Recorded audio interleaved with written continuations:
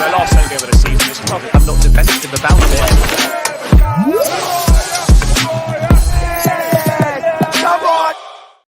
Yes, people, what's happening? Welcome back to the channel and welcome to another live stream and your daily Chelsea update. Big up to everyone that's locked in. Make sure you're smashing the like, subscribe if you're new around here, get involved in the chat as always. And people, there is plenty to dive into today. Obviously, Nina's going to be jumping on very shortly, but we've got the latest on Cole Palmer, who is set to undergo a knee scan following a dangerous and reckless challenge from Lisandro Martinez yesterday.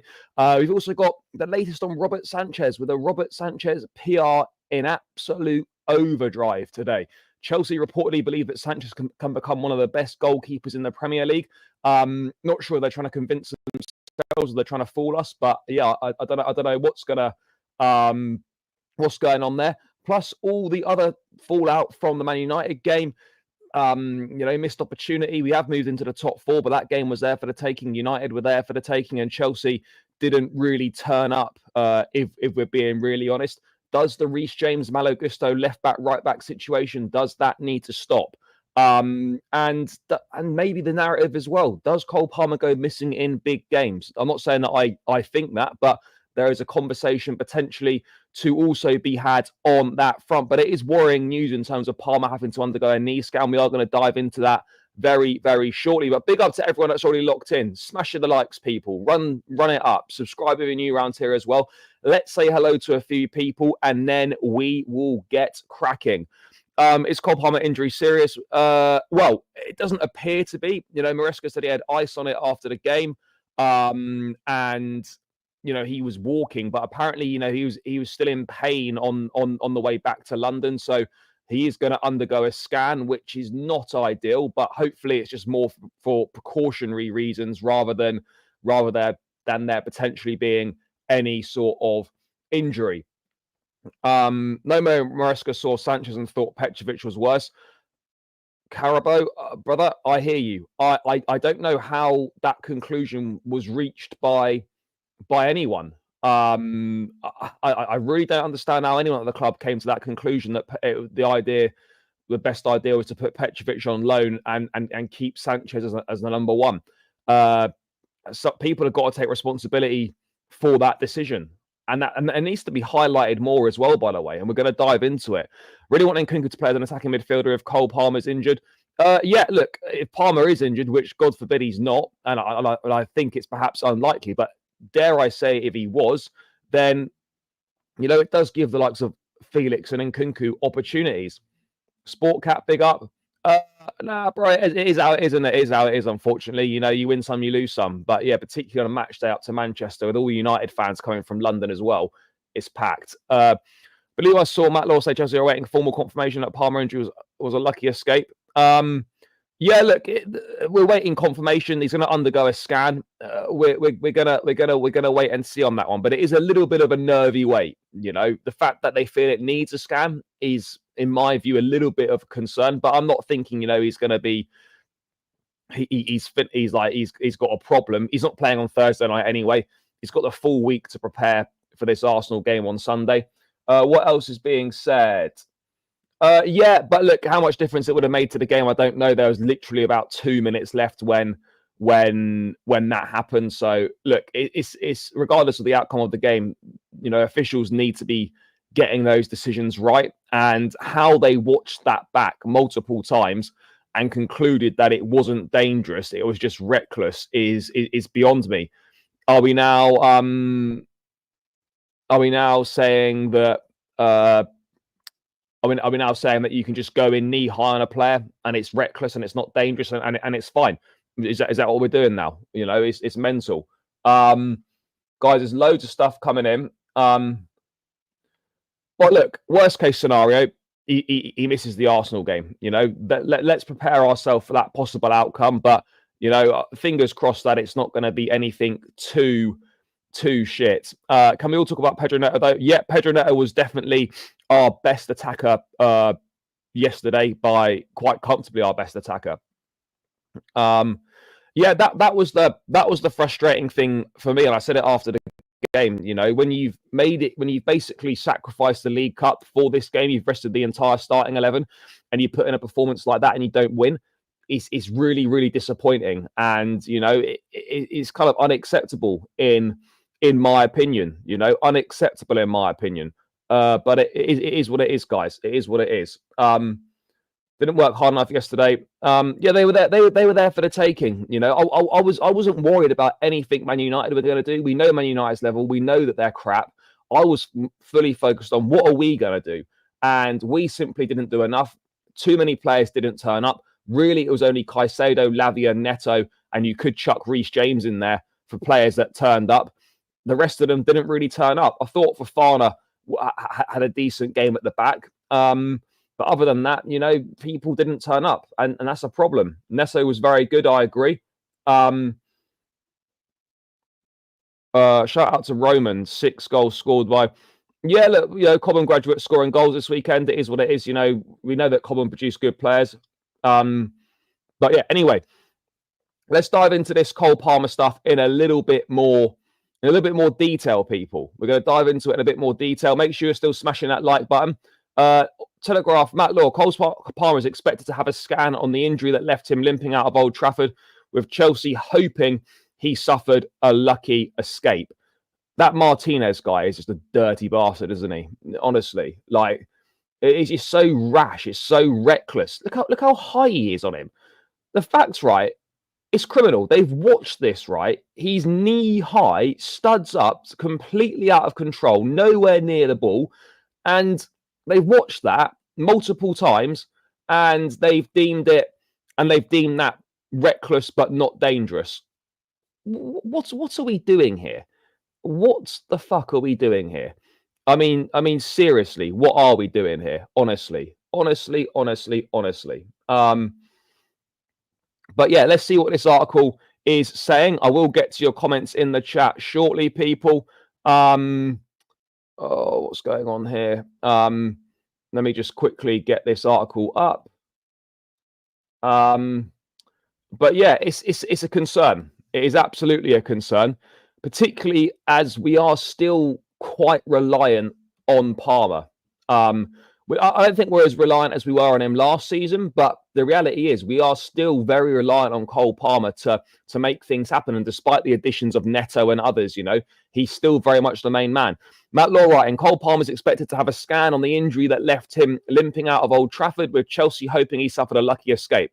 Chelsea head coach Enzo Maresca was insistent that Manchester United defender Lisandro Martinez should have been sent off. Well, of course he should have been. Chelsea's initial hope was that Palmer's soreness would settle down after he and that he had suffered no serious damage that would rule him out of the next Premier League game against Arsenal. But Chelsea are expected to scan Palmer to be sure of the extent of the injury and receive formal confirmation that he did indeed suffer no more than a lucky escape. Palmer's not included in Chelsea's Europa Conference League squad, with the club hosting Noah on Thursday, so the England international's only aim is to be fit enough to start against Arsenal on Sunday.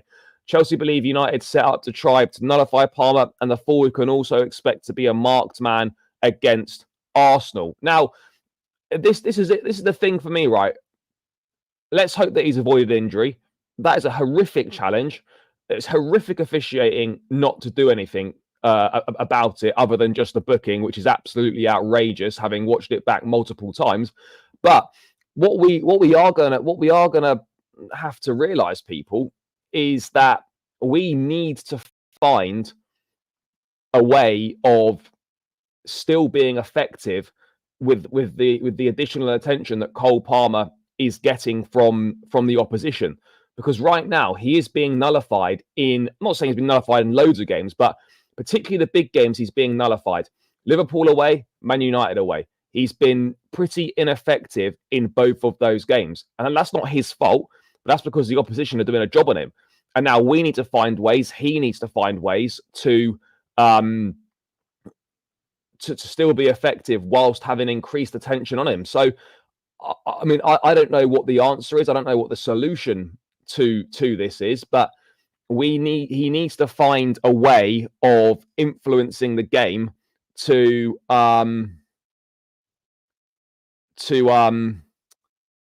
you know, to influence the game whilst under increased scrutiny from the opposition. I don't know what the solution is. They tried one solution against Newcastle. They switched Reece James to left back to free Palmer up in a bit more space because they thought that Joelinton might do a man marking job on him. But yeah, it's a tricky one. I don't have the answers. I mean, guys in the chat, let me know what you think. Does Maresca need to think of different solutions, different alternatives for when Palmer is being man marked out of a game? Do we need to maybe move him out to the right hand side for a bit of time and kind of see what happens there? I mean, I don't know if that's maybe the answer, but I feel now we are reaching the point where he is being nullified, especially in big games, and we need to come up with some solutions because just leaving him in that central 10 role doesn't really seem to be doing much. But no, he wasn't awful yesterday. He just wasn't in the game, and that wasn't his fault. United did a job on him. He obviously tried his best, but it's now up to Chelsea to come up with solutions. Palmer needs to move to the right, bring in Kunku or Felix in the 10. I mean, look, it's definitely something that we could potentially try out. I mean, it's not something that Maresca has tended to go with, but I feel like he's going to get the same attention against Arsenal.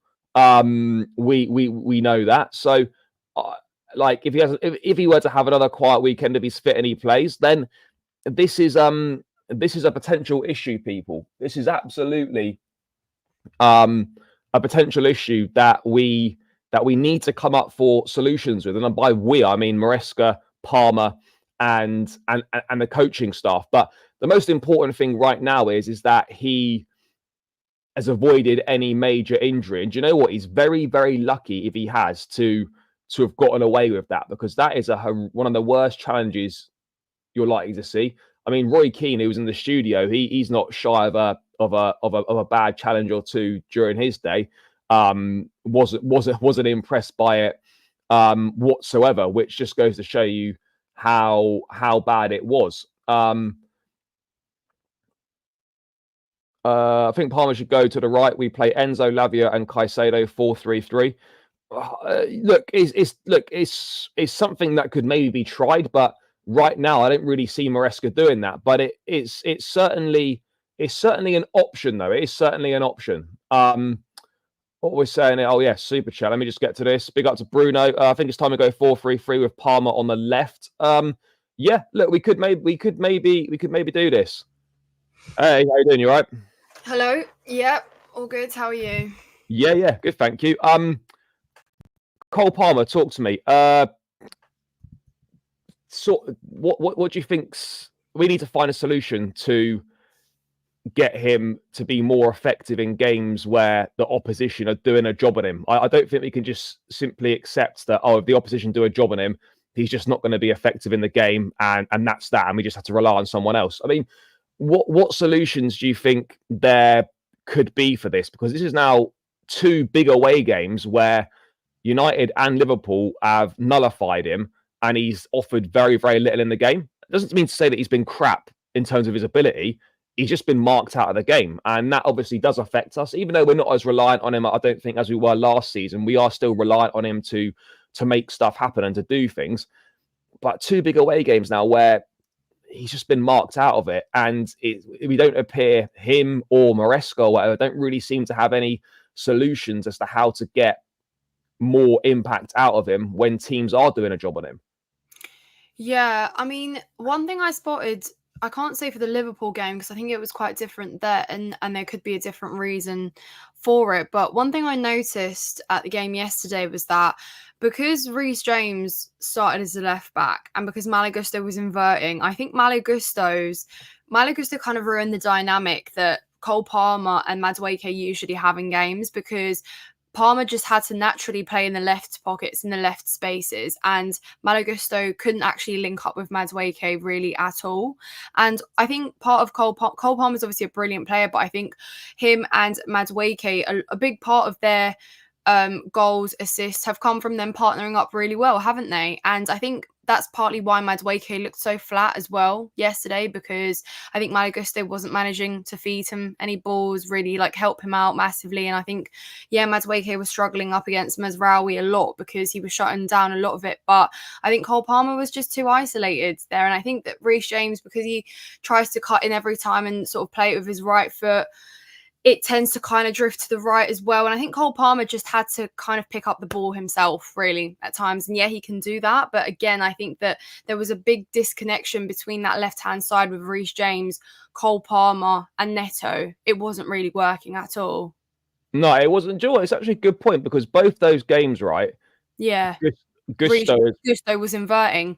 And Gusto was inverting, yeah. And those spaces are where Cole Palmer usually works. And that's why I just think that his game was massively inhibited.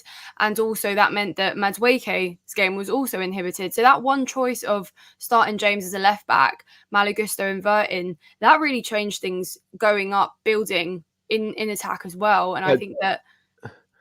I mean, do you think it's a Gusto specific thing, or is it a specific thing where you've got the inverting fullback picking up those spaces in the pockets, almost like appearing as a number 10? Because Cucurella came on at half time and he was picking up those same spaces. Mm-hmm. Now, even if Reece James had inverted, which he should have done, and he should have been picking up those spaces because he's far more dangerous in the attacking third. I think what we're saying here is that maybe the inverting fullback taking up those positions is potentially, taking up space that Cole Palmer would that's exactly what it occupy. Is. And then, as you say, you're not seeing as much link up between Palmer and the wingers as you might have done before. But we've inverted fullbacks before this season, right?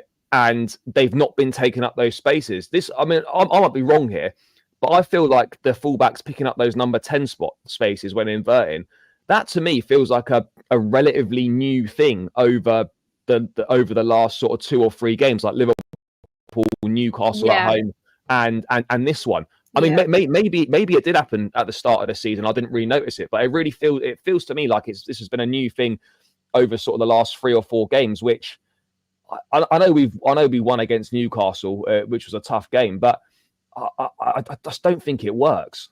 No, neither do I. And I don't really get it either, because it's an experiment that I think is a bit uncalled for. Because now that Reece James is back, and like all of us agree unanimously that he's a right back, right? He's better as a right back. And I think the whole thing is that he's trying to accommodate for Malo Gusto to be in the team as well, which I understand and I get, because he's been such a good player and he's so effective. But I really do want to just see a game where we start Cucurella as a left back and Reece James as a right back. And I think Cucurella naturally is much better at inverting anyway. And I think Malo Gusto struggles. And I think that the fact that Maresca's kind of experimented with his position so much this season hasn't helped him. It's not unfair to say that Malo Gusto is not as good as he is last season, right? In some of the games he's played. We've not really seen the same Malo Gusto. And I think that a big part of that reason is because he's been switched around so much. And I think that that's really not helping him. He's still a young player, and I think how good he was last season is just amazing, and that's all credit to him. And he massively helped out Pochettino as well for that. But I think that he's still looking to be coached. He's still looking to develop. He's still looking to get better. And I just don't think that this is a favour that Maresca's doing for him. No, I agree. Look, they can both play in the same team if necessary, but I think seeing it on a regular basis don't really make sense. It's like it was exactly the sort of thing that people got onto Pochettino for, playing players out of position, and now Maresca's done it 3 games in a row now, where he's played Gusto as he's played Gusto as a left back against Liverpool. Then he's had James as a left back against Newcastle and Man United, and that for me just doesn't work. I don't think it does Gusto any favors. I think Gusto's a great player. Has he been as good as he was last season so far? But perhaps not. I don't think he's been bad, but I don't think it helps him picking up those spots in the 10, because he can get forward one. I think he got about 7 or 8 assists last season. Like he can provide goals, but You Yeah. don't want him. You don't want a fullback like him popping up on the edge of the box in dangerous shooting positions. If any of our fullbacks are going to be doing that, the one you want it to be is Reece James. I mean, I maybe wonder if he's holding Reece back from that because he thinks it's too much load on his body to get up and down the pitch in them advanced positions. But he's getting up and down the pitch anyway. So I don't really know what the solution is, but I think that experiment needs to stop, and I it needs agree. to stop in the next. Obviously, forget Noah, but it needs to stop against Arsenal. Reece James and Gusto cannot both be starting that Arsenal game with Reece at left back. It simply isn't working. We've got 2 big games worth of evidence now that this don't really work. It kind of upsets the balance. I don't really think it helps the defense either. And yeah, like it's not. It's not like we're struggling for left backs and we've got a shit option at left back. So we've got No, a big. that's what I keep saying. Like you've got Cucurella, who is improved massively. You know, arguably he's been one of the best left backs in the league so Me far. and Alex had a debate about this the other day. You could make a case for it. Yeah, You can. he's definitely been one of the best this season so far in the league, and through no fault of his own, because he's not played badly at all this season. By the way, he suddenly found himself out of the team. Yeah. But I think Maresca will change it. I think that's one thing he does do, though, is he does, if something's not working, he will change it. And he saw that at half time. He took Gusto off, it weren't working. So maybe that's now him realizing, that this doesn't actually, this is not really having the desired impact that I thought it would have. So he's now gonna move away from that and hopefully go back to Cucurella and James, and you just invert Cucurella into the midfield. You don't need the left back picking up those attacking spaces. Let the attacking players occupy those positions, and then maybe see if that makes any difference. But I mean, just on Palmer, by the way, because there is a narrative starting to form that he doesn't turn up in big games. I'm not saying it's from Chelsea fans, but like just generally speaking, there feels to me that there's like a bit of a narrative forming that he goes missing in big games. Now, I think that's a little bit harsh because you look last season, hat-trick at Stamford Bridge against Man United. He scored at Old Trafford even though we lost last season. Big goal against Man City in the 4-4 draw. Spurs away, he scored a penalty when we won. Big game. He has turned up. But I do get what people are saying. His influence in the bigger games is nowhere near as big as it is against, not the crap teams, but you're sort of just like your normal level of opposition. I mean, do you think he does disappear in big games, or do you think that's a little bit harsh? But you probably do, from a player so talented, need to see more in the big games. I mean, I think it's too small of a sample to say that he's gone missing in the big games, especially this season, because I refuse to look at last season. Like you said, you mentioned the games where he had a huge impact, and he had an impact across the whole season. I think that's arguably a lot more impressive to be as consistent as you are against every team, no matter who you play. But with this season, I guess I could find an excuse for you for those games. Like I said, I mentioned yesterday, I think partly why was because what we talked about with Malaga. So currently now, I think with Liverpool, I think that was credit to Liverpool and how well they marked him. But you can also see how much he gets fouled. Even yesterday, did you see how many times Cole Palmer got fouled? Yeah, it's because they're putting increased attention on him. But that's what I'm saying every time, and especially in these big games, and he gets doubled up on, it's a lot harder. And obviously now with Cole Palmer, is a lot of, he's got all this noise around him. A lot of teams and a lot of coaches are now kind of beginning to study Cole Palmer a lot more. When they see they play Chelsea, the big thing you're already looking at is, right, how do we cause, or how do we shut down their biggest threat, Cole Palmer? And it's a thing that teams are managing to do a lot more. Nobody could really do it last season because he was just such a surprise, such an explosion to everyone, including us Chelsea fans. But now he's continuing to be as good as he is, and I think teams are going to naturally start setting up better against him. But it's too early to say that he's not turned up. Let's see at the end of the season, and let's not forget we didn't have Cole Palmer at the Emirates last season, did we? When we went to play them, No, we got bashed 5-0. Yeah, no, I know, but again, I'm talking. You can't really look at this big sample of games. No. Cole Palmer not turning up, etc. So I won't really take that too seriously or too hard. I think Cole Palmer's brilliant, and but yeah, he did have a quieter game for sure. I think we do need to find some solutions. I mean, one we've talked about, but other solutions do need to be found, because we can't just simply have it where, the opposition double up on Palmer and do a job on him. We've got no solutions, and we just have to accept that, we're going to have to try and do something about him. You can't just think, right, our player's been marked out of the game. We've got no ideas to change it. We're just going to have to rely on the other guys to try and do something. There needs to be something different, whether that means you move him out to the right-hand side for a period of time in a game, or, you push him, into a false. You just do something a little bit different to try and mix it up, because I just think if he's not affecting a game because he's being man-marked, then don't just stick with that and allow that to keep happening. You need to find other solutions. And I think, maybe you could try him out on the right side. Maybe you could try him, through the middle for a period of time in a game. Like, we've got to do something. We have to do something different, because okay, it's only 2 games, but other teams aren't stupid. They're going to be watching these games and seeing the blueprint of how to stop Palmer. I'm not saying they might not have the quality of player to do it, but the blueprint is there to do it. You double up on him, you man mark him, or whatever it might be. So it is up to Palmer, and it is up to Maresca and that to find different solutions, because we can't afford to have a player of his importance for him just to be marked out of the game, and we just accept that. And we have to find other solutions through other players. That's not good enough. This is where you, as a coach, and that you earn your money. You've got to find different solutions, different ways of playing to ensure that you don't just take one player out of the game and then we're totally fucked, basically. But I don't know. I mean, hopefully he's not injured. He's going for the scan, and we'll just hopefully it's more just a precaution thing, and we'll kind of see what happens on that one. I don't think it's horrendous. I don't think it's. Hopefully he doesn't miss the Arsenal game, but it is what it is at this point. But we do need a little bit more. I don't think we can say we need more from him. But I do think in the big games it's fair to say that we probably do need a little bit more. I'm not saying he's not turning up, but you do need more from him. Someone else that we definitely need more from, and we're not going to get any more from him, is Robert Sanchez. Another dreadful performance yesterday. I know Fofana misjudged the header back to him, but Højlund was going away from goal.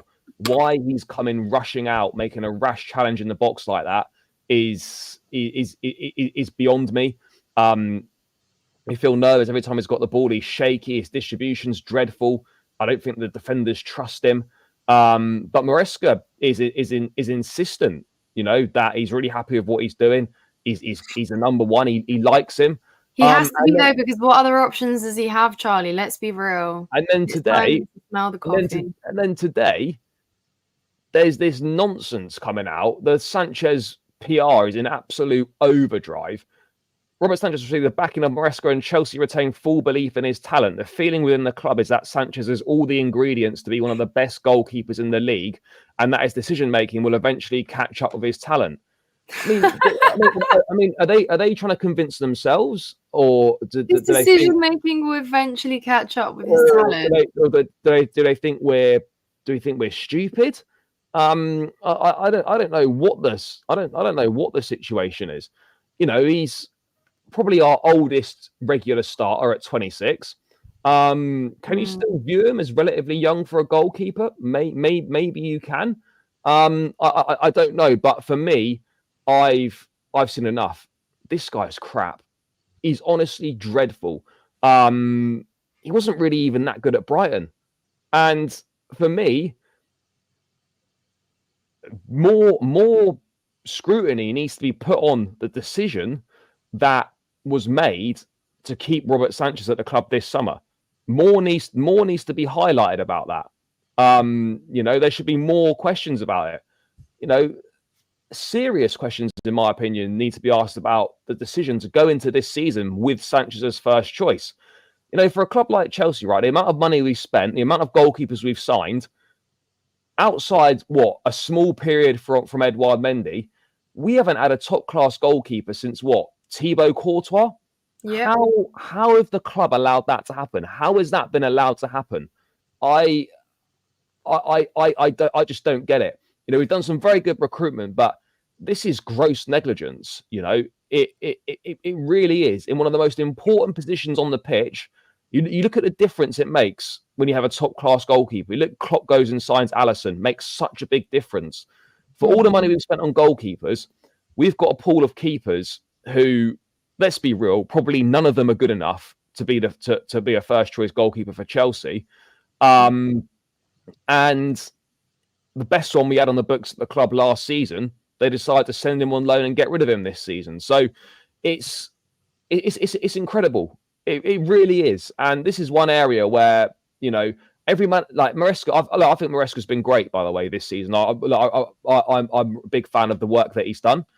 One thing I'm not a big fan of, and like managers have got players that they just like got blind faith in for no reason. Like every manager's got one. And obviously for Maresca, it's Sanchez.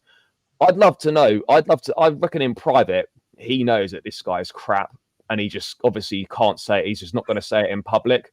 But I mean, well, firstly, where do you stand on Sanchez to begin with? Because let's be real, this guy under Potter at Brighton, he was good for maybe a season and a bit.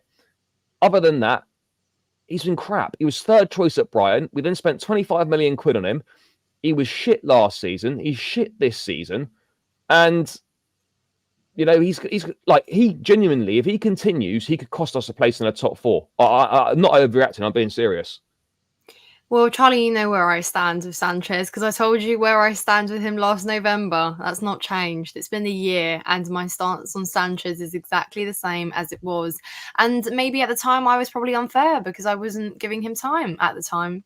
But now it's been a year and I know that what I saw for those first 2-3 months, I knew that he wouldn't be good enough. And, you know, people praised him many games where he made loads of saves. And I said that he put himself in those situations. And that's just the bare minimum of you to save your own mistake, recover your mistakes. But yeah, the fact that for a year he's not improved on his biggest weaknesses is a real worrying sign. How could you not possibly improve? And yeah, okay, he got injured last season, but he then has a chance, like, at the start of the season to prove us wrong. He was kind of replaced by Petrovic because, I mean, we thought we'd see him in an FA Cup spell, but obviously he got injured, so he came in earlier. And we were all like, yeah, can we all unanimously agree that Petrovic is our number one keeper?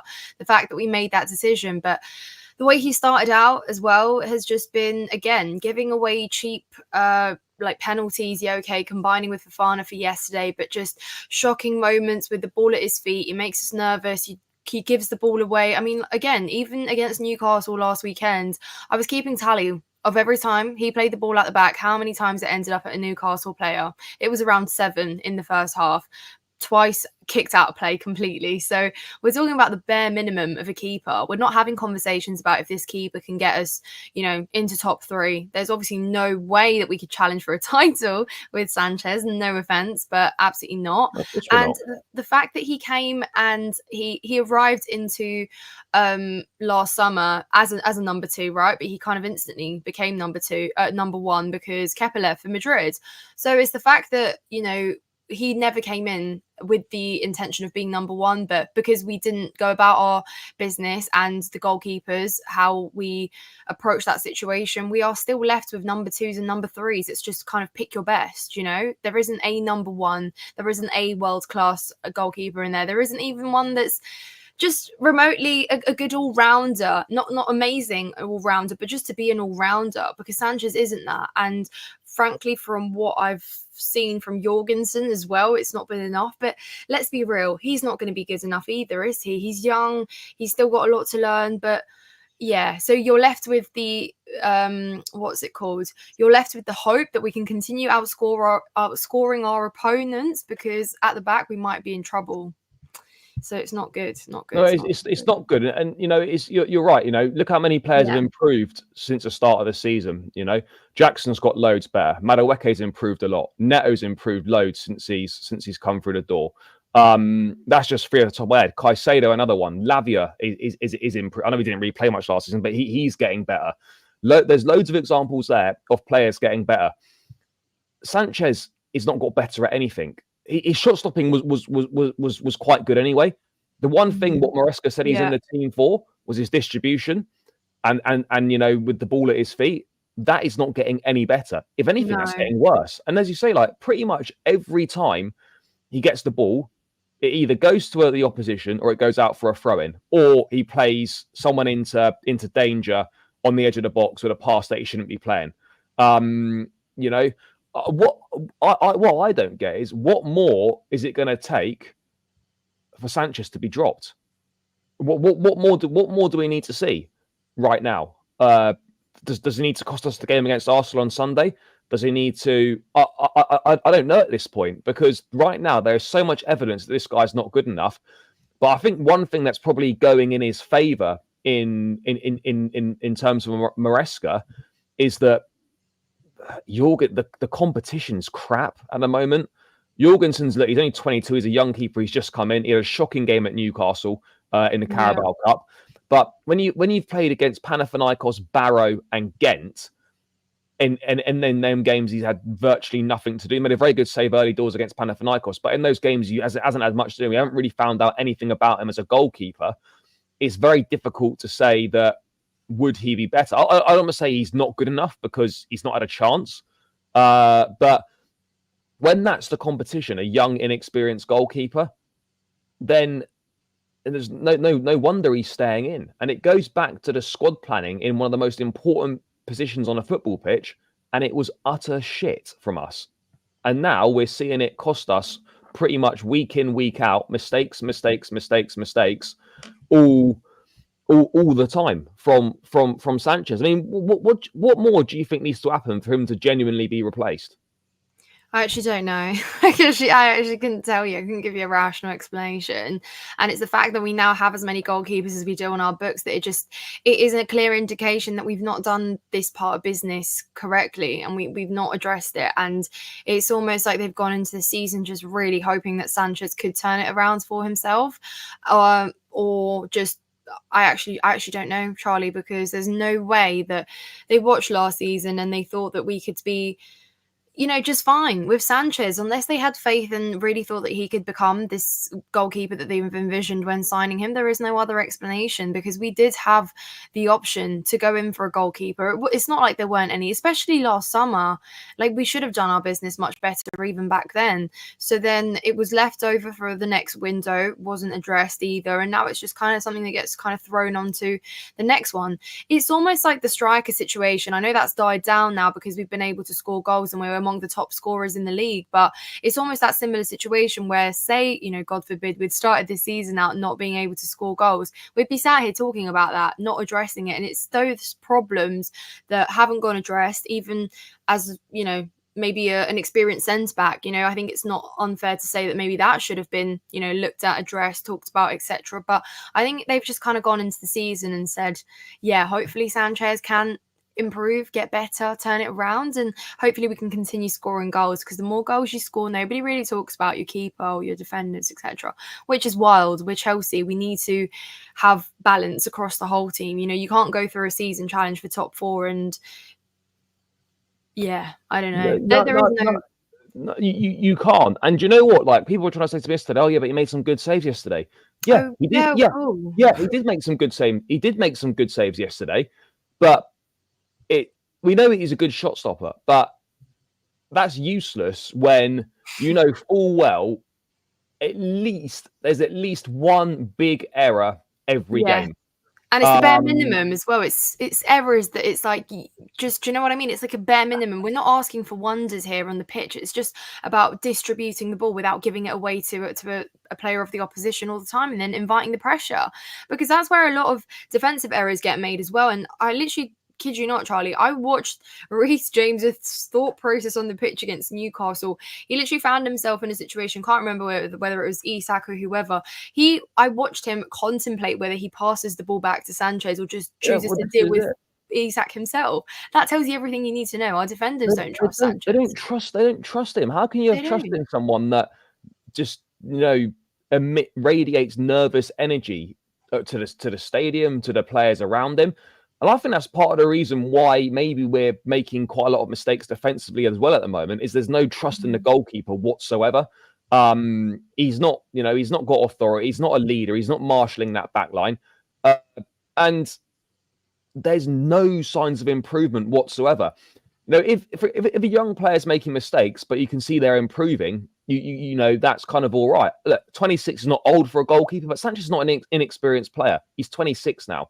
You know, he's not like he's 21, 22, where maybe you can make a bit more of an exception for something like that. This guy's 26 now. He's an experienced Premier League player. What the fuck is what's going on with him? I mean, who decided, right, after watching last season that it was a good idea to keep Sanchez over Petrovic? The only thing I can think of is that there was literally no one wants to buy Robert Sanchez, which is why we had to get rid of Petrovic instead. But that's true, isn't it? Because we spoke about it on the market. Petrovic would just naturally last season have been worth more than Sanchez. Yeah. Sanchez is not even. I mean, I wouldn't even pay 50p for Sanchez. But he's so. I just don't understand how a club like us can spend all this money, sign all these goalkeepers, and you look at our options in goal this season, and you just think, how shit is that? And it's like the most important, one of the most important positions on the pitch: goalkeeper, centre half, number 6, and a centre forward, and yet. We don't really. We're lacking a top quality centre half. We're lacking a goalkeeper. You know, and that for me is probably 2 reasons why we're struggling so much at the back. But I don't know what we can do about the Sanchez thing, because he's going to keep playing. And luckily he's not going to play on Thursday night. I'm waiting for a mistake on Sunday from him. It's not a question of if, it's when he's going to make a mistake. He did it last season against Arsenal. Played the ball straight to Declan Rice and absolutely fucked that game for us, basically. And he's going to do it again. You know, and it's a really terrible position to be in as a team where you're watching your goalkeeper and you know he's going to make a mistake. Mm-hmm. That's no good for anyone. But I mean, we've got away with a few of the mistakes that he's made so far this season. But in the big games, you're not going to get away with it. We didn't get away with it on Sunday. We didn't get away with it at Anfield. And in other big games, we're not going to get away with it either. But like, there are goalkeepers out there. You know, there are good goalkeepers out there that you can go and buy that are a million miles better than Sanchez. But we've simply chosen not to address that issue. And I don't really feel confident with any of the players, any of the goalkeepers that we've got on our books. I mean, Petrovic, I think, is arguably the best one, but is he really good enough to be a long-term Chelsea number 1? I don't know. I don't know if he is. And this is the problem. But look, I mean, you could talk all day about Sanchez, but ultimately, the reality is he's first choice. He's going to keep playing, and we're just going to have to accept that is the case right now. But I mean, do you reckon, like, if he makes a mistake against Arsenal, surely, like, if he costs us the game against Arsenal, for example, that must mean after the international break at Leicester, he must be out. Yeah. Yeah. He can't keep doing this. Another player who, by the way, guys, big up to everyone in the chat. I will get to a few bits in there shortly. Make sure you're running the likes up, people. Let's get this to at least 100 likes, I reckon we can possibly do. So, yeah, guys, make sure you're smashing the likes. It's free, takes seconds to do, and really helps out. So please do run those up. And, of course, people, make sure you are subscribing if you are new round here as well. Before we move on to Enzo Fernandez, big up to, I can't even pronounce that. Can't pronounce that. But yeah, anyway. Hi to my two favorite Chelsea users. Yesterday was a really bad performance. Very disappointed in Fofana, especially Sanchez, not good enough. I actually think Fofana was decent yesterday.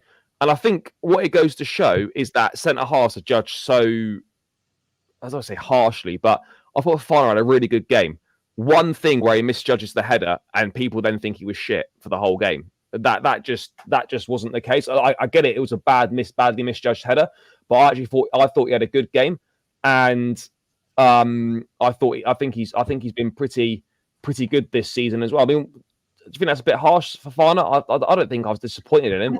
I think I agree about the mistake, because he does combine with Sanchez for the mistake for the penalty to be given away as it was. But I think he was one of the better defenders on the night in terms of, Yeah, in terms of defensive display, but I overall would say that I still want to see a lot more from Fofana. I think he's still got a lot to learn, and I think that there shouldn't be this sense of entitlement because of how much he cost and because of the fact that he was one of the more experienced defenders who arrived. So, yeah, but that goes for our whole back line, doesn't it? It's very still fragile at times. There still is a lot to learn. There is a lack of experience there at the back, and it's not necessarily a bad thing because, yeah, they're going to learn, but it's like they don't have anyone to learn from, right? And I think that Yeah. partly why Badiashile and Disasi as well, you know, they've been having some shocking performances. The of them when they have played, but I think partly why they looked as good as they did last season was because they had Thiago Silva alongside them, you know, and they instantly kind of stepped up or looked much better in that regard. And when you take Thiago Silva out of that equation and a player of his profile, you're left with some pretty inexperienced defenders who have no idea what to do. No, I absolutely agree. I know you've got to go now. Thank you for coming on. Let people know where you are and what anything coming up, anything exciting. I don't mean in live, just in YouTube. Nina's Chelsea Corner is my channel, and do you know what? I've had a nightmare uploading my Chelsea Man United review because I just have no storage. Storage is like my biggest enemy, right? What do you mean no storage? Well, so because I'm syncing things to my iCloud and it's just a bit of a nightmare, but it will be up there at some point. So yeah, guys, check it out. If you enjoyed anything I said, go check out my channel. But yeah, good to see you, Charlie. Guys, make sure you do that. Tagged in the title. Go over there. Subscribe to Nina. See you Thursday. See you big Thursday. Game. Yeah, big game. Big game. Massive game. Under the lights at the bridge. All right. Take care, everyone in the chat as well. Bye-bye. See you later. See you. Right, guys, we're going to chat Enzo Fernandez. Apologies for not getting in the chat very much. Let's have a look what we have got popping off in the chat right now. I'm going to start near the bottom, guys. Madueke should have scored that header. Yeah, look, he obviously hits the post. I mean, I think Lampard said in the studio that, you know, he's obviously worked with Noni. He knows Noni. Heading's not one of his strong points, and he's not wrong there. It isn't one of his strong points. Let's talk about how Palmer was below average yesterday. Yeah, he was below average, but like, you know, I think we can cut Palmer of anyone a bit. If anyone can have one or two quiet games, it's Cole Palmer for the way that he's carried us over the past season or so. Jackson did have a quiet game yesterday, but I don't think he was shit. There was just zero service to him, no service. You know, that's the reality.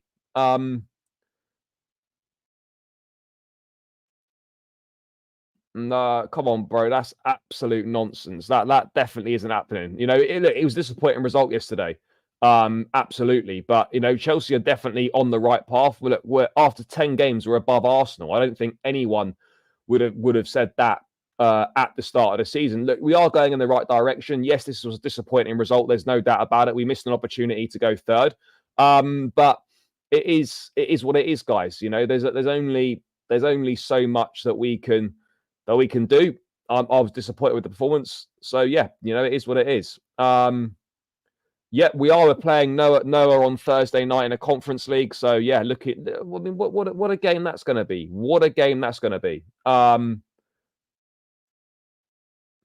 Yeah, look, Heading's definitely not Jackson's strong point for sure. If he doesn't show, we're going to get onto this Enzo thing in a sec. I think that's a bit harsh. I think Jackson's a very good player. He's done well so far this season. Madueke's done well. Neto is starting to do well. I wouldn't describe it as total dross. It's players that, you know, are young and have still got room to improve.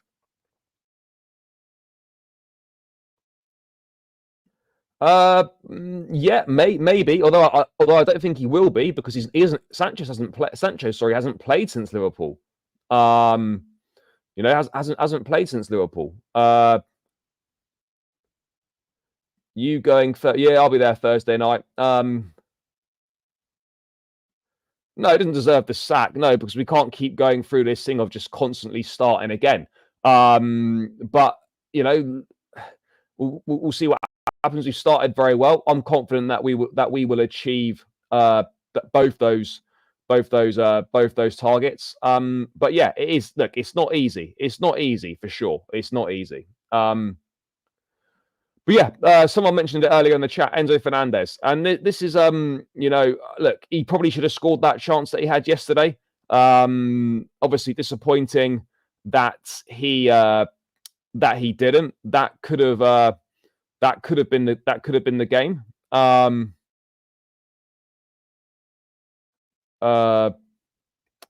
That could have been the game for us there. But it is interesting. I'll just say interesting, but it could be down to a number of things, and this is why this is why. Well, actually, let's just get to this from Matisse first, because that is actually spot on. Is actually spot on with what he said here yesterday. I can't believe we kicked ourselves out the cup last week, resting our full 11 to play like that at Old Trafford, chance creation wise. Players rested on Wednesday to rest on Sunday too. Also doesn't look good. We can't even bring in Kunku and Felix on to change the game. Time will tell if Maresca really trusts all these players. There's a way to drop points. That wasn't it. We move. But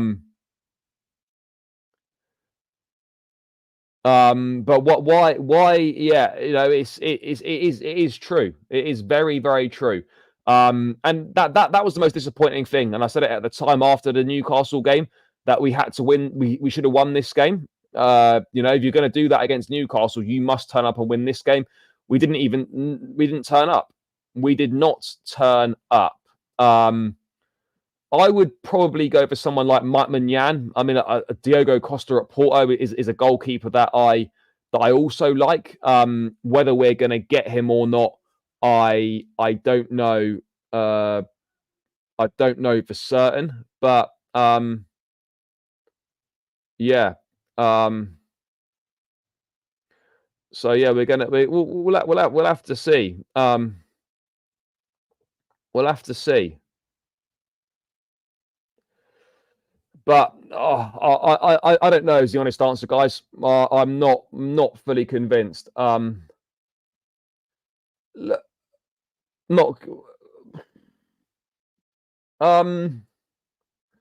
let me. Oh yeah, what was I looking for? I was looking for something on Enzo that I saw. Let me just quickly find it, guys. But yeah, look, he's not starting games at the moment. Maresca's explained why he's not starting games.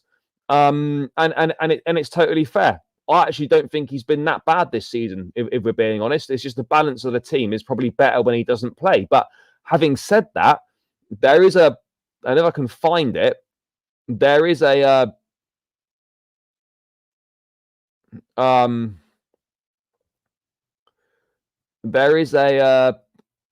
correlation between him starting games and us scoring more goals compared to when he doesn't start. We are scoring less goals. Now, of course, you can attribute that to the level of opposition potentially being played. I do fully understand that and fully get it. But yeah, it's one of those, isn't it? But the fact that it's becoming an issue because it's now sort of 2, 3, 4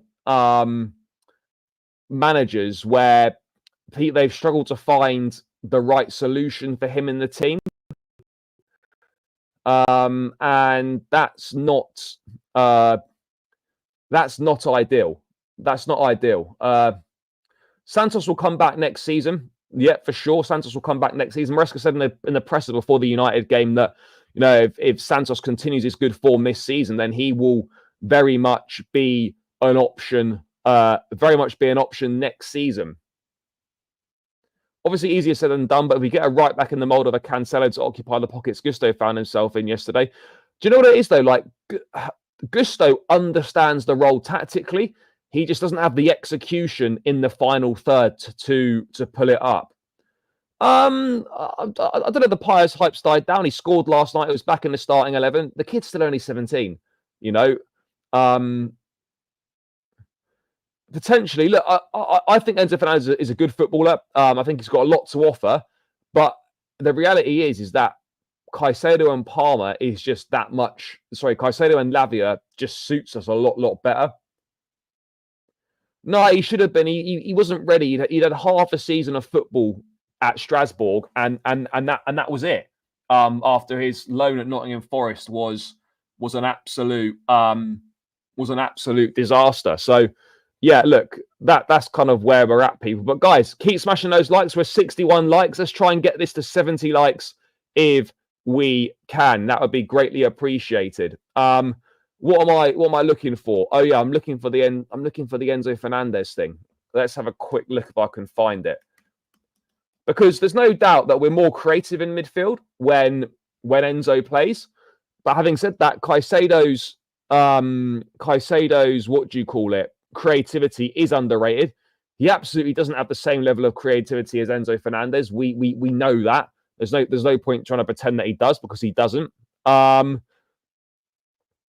I think that this is it here.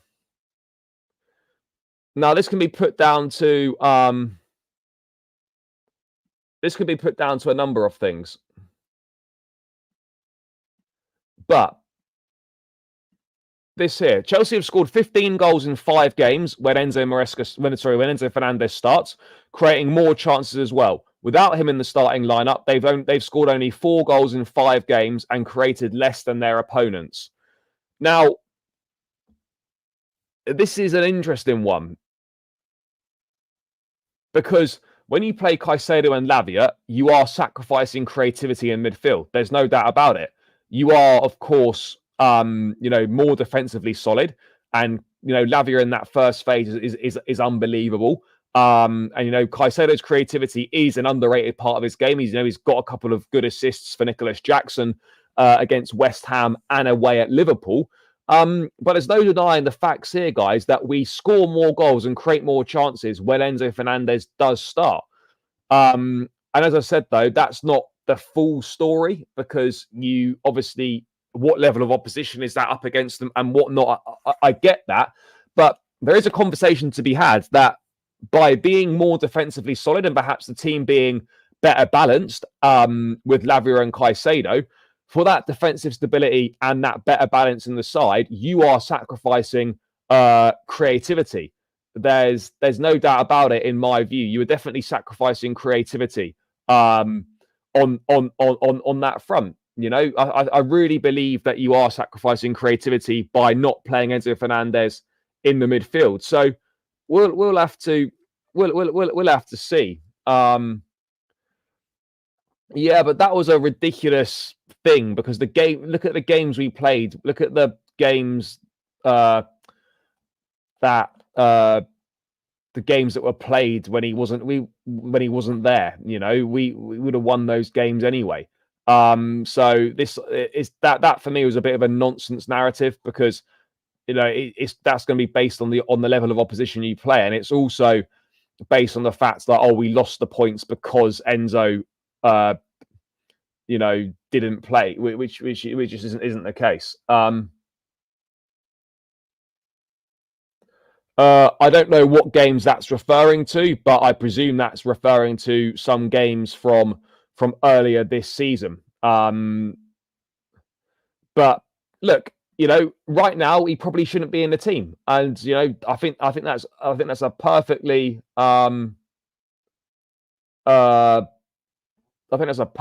legit thing to say. He probably doesn't deserve to be in the team, and that's okay.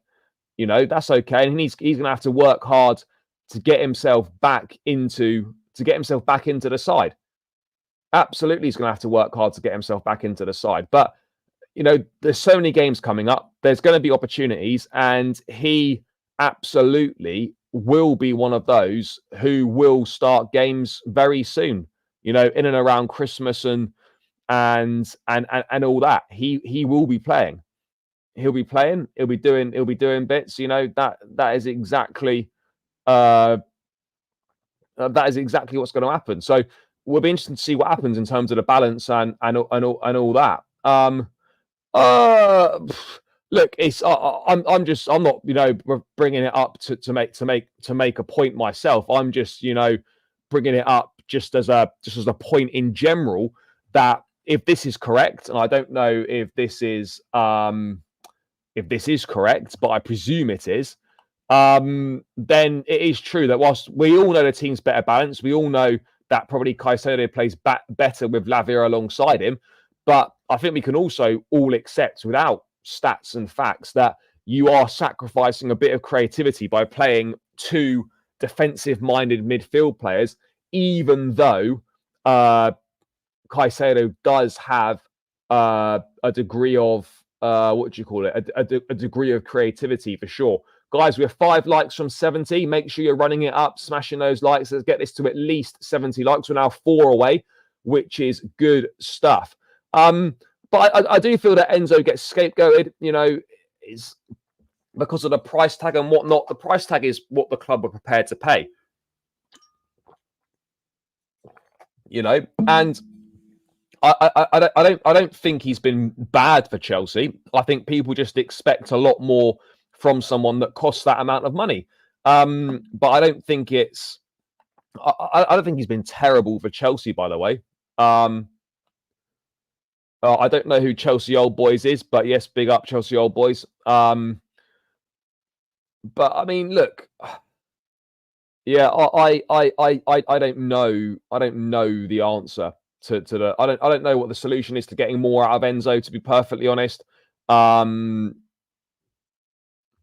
Yeah, and this is another thing that people don't realise is that, he's got a lot going on in his personal life right now, and it's something that people don't care about. But, people seem to forget that footballers are humans, at the end of the day, like ourselves. They all have problems and stuff. And, yeah, he's going through a bit of a difficult time in his personal life, and maybe that's affecting his performances on the pitch. You just don't know these things. You just don't know for certain what things are happening. That's the reality. At the end of the day, guys, that is the reality. What else is the reality here? Who do you think has been Chelsea's best player so far this season? I would say Caicedo, I think. Yeah, but these guys are young though. Like, you forget, Zola's probably double Palmer's age and a bit more. So yeah, he's obviously not going to know who he is particularly. I stopped playing him. So yeah, no, I agree as well. I would like to see him play the Lavia role, because whenever Enzo plays, he doesn't really tend to play deep for us. So yeah, I wouldn't mind seeing him in the Lavia role, 100%. Let's get him in that Lavia role. I mean, we know we can do it against Conference League teams. We're not really learning much about him there, but there will be games where we do see him in the Lavia role, and it'll be very interesting to see how he supports, to see how he performs. Sorry. What else have we got popping off in the chat? Let me just.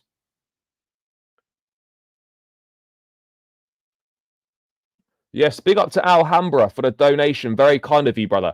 The onus is on the wingers, and frankly, Lavia's stats are excellent for progressive passes and way better than Enzo's. You either got it or not. I've not looked at the progressive passing stats. I don't know them. But look, Lavia is very good, by the way, but he doesn't have the same range of passing as Enzo Fernandez. None of Chelsea's midfielders have got Enzo Fernandez's passing range or passing quality.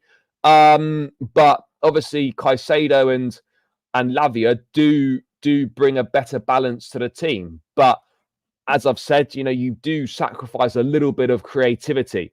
You wouldn't have Lavia down as a creative player, for example. You just wouldn't. But I don't know, people. I don't know. It's it's an interesting one, guys. It is an interesting one, isn't it? For sure. What else have we got going on here? Caicedo's been man of the match for he's been ridiculous. Yeah, that unfortunately, David, that's just not going to happen, mate. It's just not going to happen. I mean, maybe he'll play on Thursday night. If he can't start against Noah in the Conference League or even get off the bench, then yeah, it's big problems. I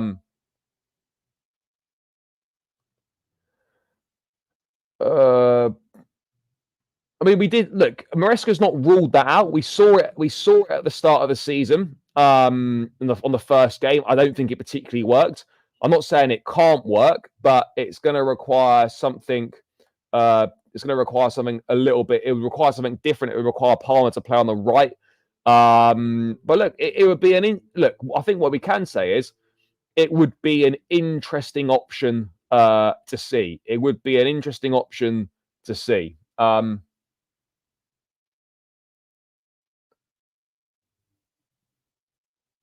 I agree. Need to stop playing Reece on the left. Caicedo carried Enzo last year. Fair enough. I mean, Caicedo was very good second half of the season.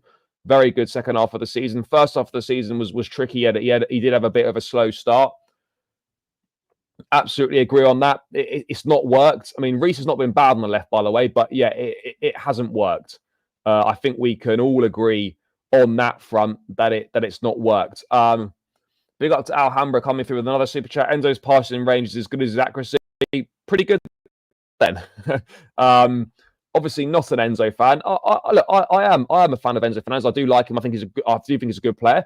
But I also admit that he's not doing enough. And the team is maybe better suited without him. Reece playing right back. Enzo will be good for a team that goes long all the time by bypassing the midfield. Look, I think the lack of athleticism doesn't help him either, but you don't have to have athleticism to be successful in the Premier League. Although in midfield, it probably does help if we're being real. I just think we're yet to find the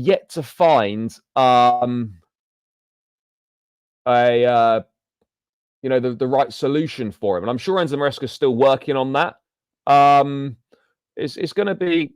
Yeah, it's going to be an interesting one, isn't it? It is going to be an interesting one.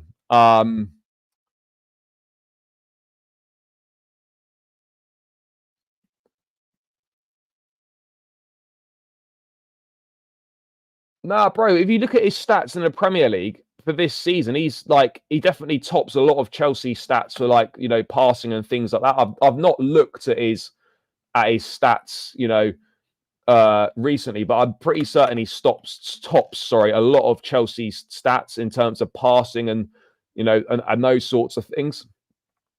Could Reece James play more than 3 games this season? Well, yeah, definitely. I'm pretty sure he can.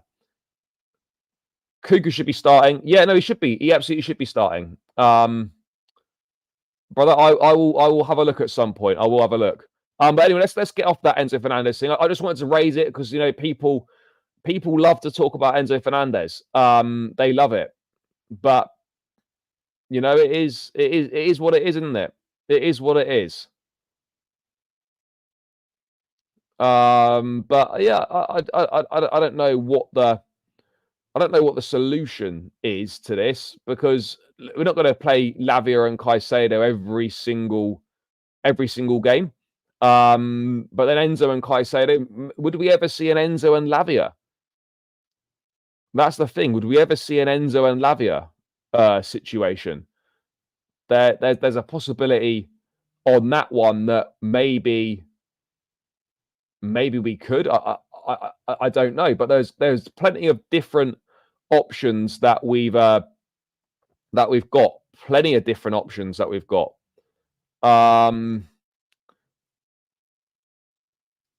But yeah, look, the midfield is interesting.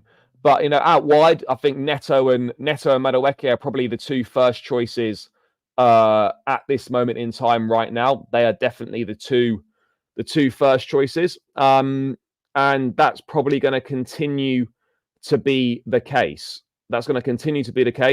But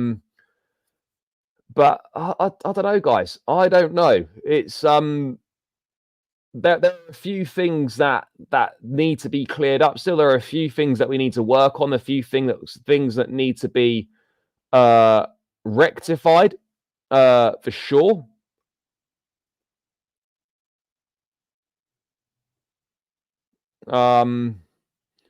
But Chelsea are going. There's no doubt that Chelsea are improving. There's no doubt we're going in the right direction. And there's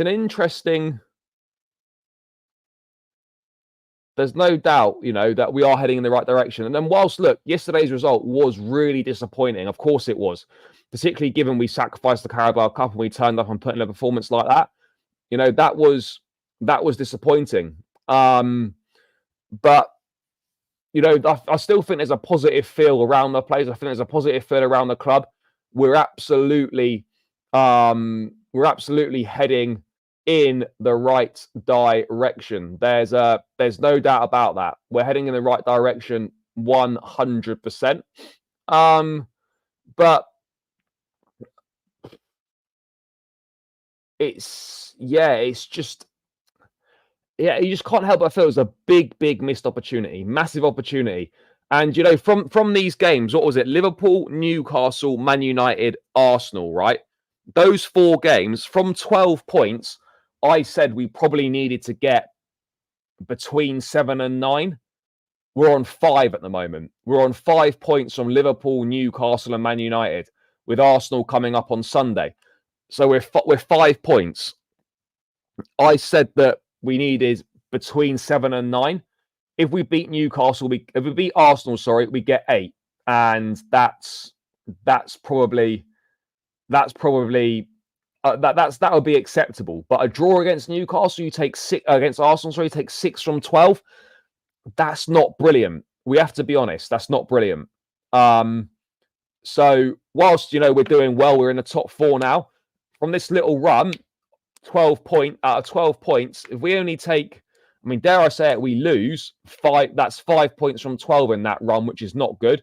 If we win, it's 8, and it's pretty much what I would have expected. You win your 2 home games, you pick up a point away from home, from Anfield and what do you call it? From Anfield and Old Trafford. So I don't know, guys. We're 2 likes away, by the way, from 70. Let's get this to 70 likes. We are 2 likes away, guys. Run it up, run it up, run it up. It would be greatly appreciated. So please make sure you're doing that, guys. Make sure you are smashing the likes and subscribing to the channel if you are new round here, people. Because everyone needs to be doing that. What are we on? 69 likes. 1 more to go. Guys, we're going to go for another few minutes. Anyone got any questions about anything they want to put in the chat? Then please do let me know. Please do let me know any questions in the chat. We've got another big week coming up before the international break. Lots going on, people. I don't know how this week's going to go. I'm not bothered about Noah. Not bothered about that at all. The Arsenal game is massive, absolutely massive. The Arsenal game. So we are going to wait, and we're going to have to wait and see what happens on that one. But everything else I think is pretty decent. Is pretty decent. And I think we're doing well. I think we're going in the right direction. We're in the top 4. Yes, big up to Alhambra again with the super chat, brother. Being very, very kind and supporting the channel. Thank you so much, bro. Greatly appreciated, brother. Greatly appreciated. Big love. What are you saying? We're headed in the right direction because of Maresca. We now have clarity on who is at the level. This is about personnel. Yeah, for sure. Look, I think he's still finding out a lot about these players. He's got what he thinks is his best team right now. That may change over the course of the season. The system is clear. We know what we're doing. We're heading in the right direction, guys. And I don't think I think there's a lot to be positive about. Yeah, there's some negative things, for sure. There are things that need to improve, no doubt about it. But I'm more than happy with our start to the season. I'm more than happy with what I've seen. Generally speaking, last week was disappointing. The exit of the Carabao Cup, and then and then the draw against Man United. Disappointing, guys. But do you know what? You can't win them all. And Mourinho used to say this as well. I know we're not challenging for titles, but the principle is the same. If you can't win a game, make sure you do not lose it. And that's what we did yesterday. I honestly felt when we went 1 down with 20 minutes to go yesterday, I thought we were bang in trouble. I thought we were bang in trouble when we went 1 down with 20 minutes to go. So we're going to wait and see. We're going to wait and see what happens. Yeah, I hope so. But then part of me feels like I'll probably just let in a scrappy one towards the end, maybe. But yeah, a clean sheet on Thursday is an essential for me. Bring me a trophy. Yeah, agreed. People will be sharpening the pitchforks if we lose the Gooner game. Yeah, I mean, some people will be. So yeah, we're going to have to make sure that we're definitely on it for that one. Yeah, but forget Man United. They're not competing for shit. We need to be thinking about what we're doing in connection to the likes of Arsenal, Spurs, Villa. Those are the teams that we're going to be competing with. Those are the teams. But yeah, guys, I'm going to round this one out now. Big up to everyone who's tuned in. Greatly appreciate all of the support as always. Thank you to everyone for the super chats as well. Very generous, and it is greatly appreciated. Please continue to smash the likes on the way out, people. Make sure you are running those likes up. It's free. Takes seconds to do. And yeah, I would really appreciate it. Make sure you're subscribing if you're new around here as well. Thanks for tuning in. Make sure you are subscribed. Make sure you enjoy the rest of your evening as well. Big week again coming up. Two more games. There'll be loads of content coming for the Arsenal match, so make sure you stay tuned for that. I'll be back tomorrow, either live or with an upload, so make sure you stay tuned for that. But until then, guys, love for the support. Enjoy the evening. Thanks for the super chats, all that good stuff. Smash the like, subscribe. Peace, and we are out of here.